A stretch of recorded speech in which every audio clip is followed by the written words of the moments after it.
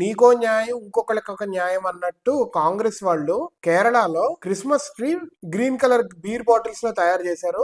దానికి ప్రొటెస్ట్ చేశారు. Okay, Christians మనోభావాలు దెబ్బతింటాయి, ఎవరో తయారు చేశారు మొత్తానికి, అది తప్పు. బీర్ బాటిల్స్ తో పవిత్రమైన మతానికి సంబంధించిన చెట్టు తయారు చేయటం ఏంటి?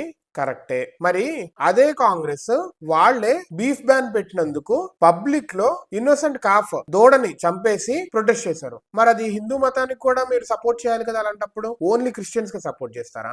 అదేంటి? How come this will be a justice only for one religion? మీరు ఓన్లీ క్రిస్టియన్స్ కి, భారతదేశంలో ఉన్న క్రిస్టియన్స్ కే మీరు పాలిస్తారా? ఒకవేళ పిఎం అయినా కానీ, ఇప్పుడు ఆ స్టేట్ లో కాంగ్రెస్ వచ్చినా కానీ, అన్ని మతాలు కలిపి కదా. Why are you only supporting one religion or two religions? Democratic గా ఉండాలి కదా. ఒక మతానికి వచ్చేసరికి న్యాయం, ఇంకో మతానికి వచ్చేసరికి అన్యాయం చేయాలా? హిందూస్ కూడా సీక్రెట్ గా ఆవును పూజించుకుంటారు కదా, బీఫ్ తినకూడదు అంటున్నారు కదా, మరి ఎందుకు? అది కూడా ప్రొటెస్ట్ చేయాలి కదా. ఇక్కడికి వచ్చేసరికి బీర్ బాటిల్స్ లో క్రిస్మస్ ట్రీని తయారు చేస్తారా?